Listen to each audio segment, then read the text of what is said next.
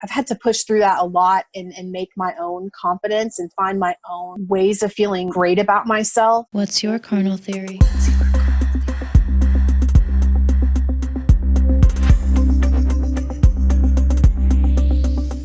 And what is body liberation? So body liberation to me is the idea that my body, I don't have to apologize for my body. I don't have to make excuses for why I look a certain way. It's the idea of not fitting into this societal norm that has been pushed on us through capitalism, through misogyny, through racism. This kind of idea that we are supposed to be thin and blonde and all of these, the stereotypical idea of how we're supposed to look, that we are free of that. We are free of that expectation, and that we celebrate that. We celebrate stretch marks. We celebrate skin tone. We celebrate, all different levels of mobility and all of that. I'd love for you to talk a little bit about what confidence is, how it got started and why, and also one of your other kind of coined key phrases, which is being a permissionary, mm-hmm. and what that means and how we can be that for ourselves, giving ourselves permission to. Yeah. So as someone who has just been on and off of diet plans and exercise regimes and on the constant track of self-improvement my entire life, I got to a point where I was so sick of it, and it was literally killing me. And I was like, something's not right here. Something is not, why can't I get this right? Why can't I just make that step forward and stay, either lose that weight or get that promotion or whatever it is. And I just realized I was I'm just following someone else's, what worked for them.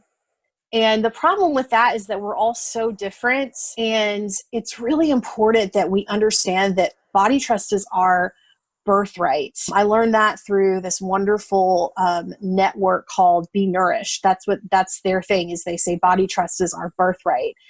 And I've always been someone who, through the pain and the struggles that I've had with my own being, whether that's mentally or physically or whatever, I've had to push through that a lot and make my own confidence and find my own ways of feeling great about myself.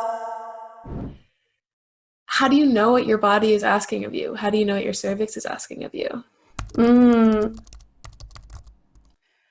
I have spent many years cultivating a relationship with my body to learn the voice of my body and learn how my body communicates to me. And it's different for every person. So for me, I receive impulses. It might be a quick thought or a quick vision. Even if I'm sitting at my desk doing work, if I take a moment and tune into my breath and I get a vision of me at the sink filling up my water bottle, I'm okay, I think my body is telling me I need some water. Another way is through just sensation. So often, pain in our body is our body signaling to us that it needs something, whether that's changing a position or moving or getting something to eat or whatnot.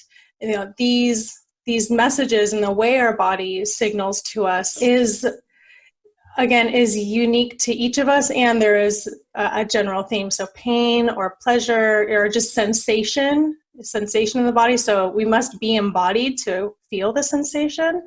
And also, impulses or quick visions or quick thoughts that, just kind of come from nowhere, where you're not actually thinking about something, but suddenly something kind of drops into your mind.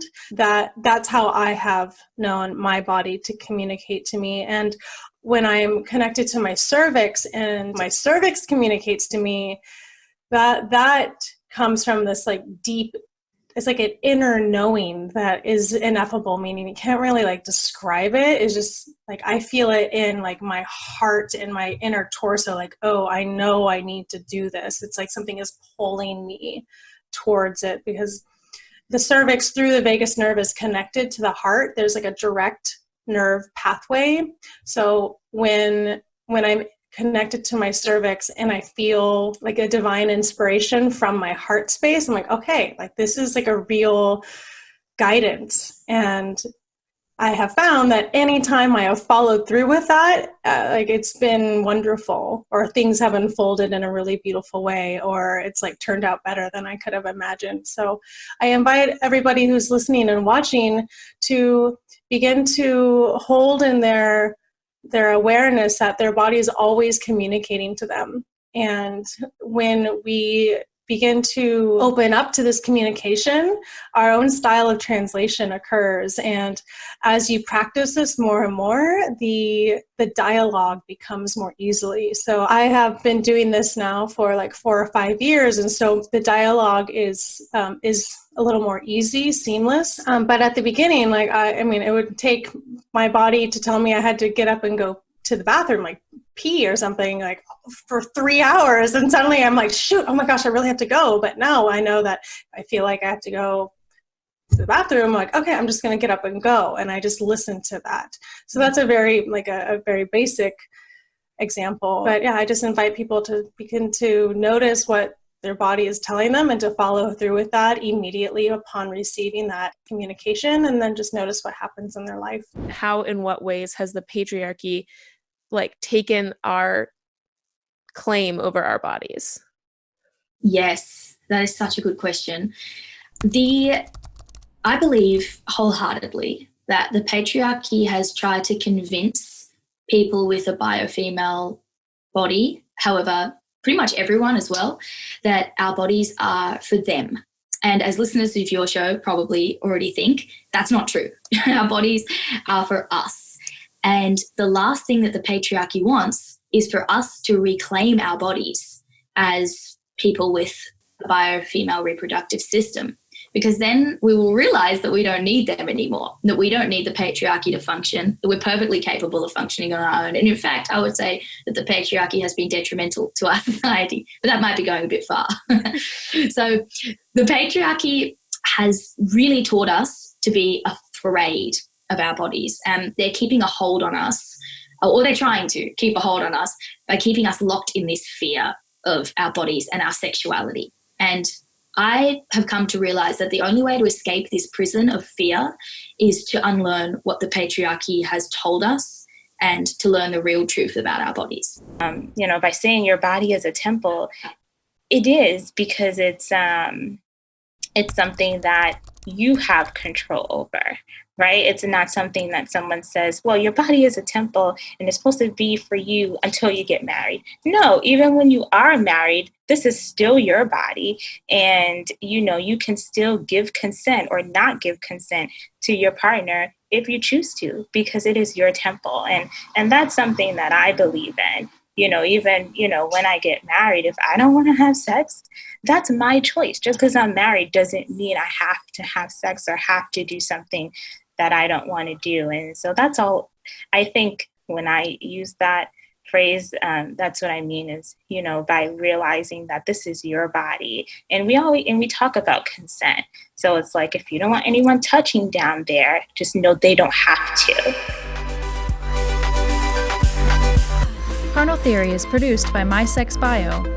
Our sound design is by Audrey Cohane, and our theme music by Men the Universe. My Sex Bio is an educational platform built to empower people like you to take command of your sexual biography. Follow us on Instagram, Twitter, Facebook, LinkedIn, TikTok, YouTube, and Spotify at My Sex Bio. Visit our website and join our e-letter at mysexbio.org and support our work by joining our Patreon. Thank you.